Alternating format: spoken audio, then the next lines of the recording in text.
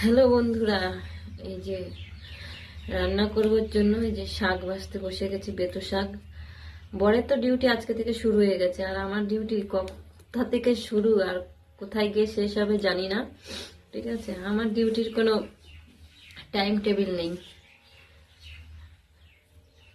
শুধু একমাত্র যে কদিন মায়ের কাছে ছিলাম, বাপের বাড়ি, সেই কদিন একটু ছুটি ছিল।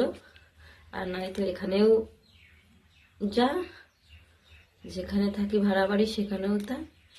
আর শ্বশুর বাড়ি তো কথাই নেই, করতেই হবে, তাই না? তো ছুটিতে গিয়েও শান্তি নেই, আমার ডিউটির শেষ নেই। কি ঠিক বললাম তো? ডিউটি সব সময় চলছে, অন ডিউটি আমাদের। তো এই যে ভেতো শাক রান্না হবে,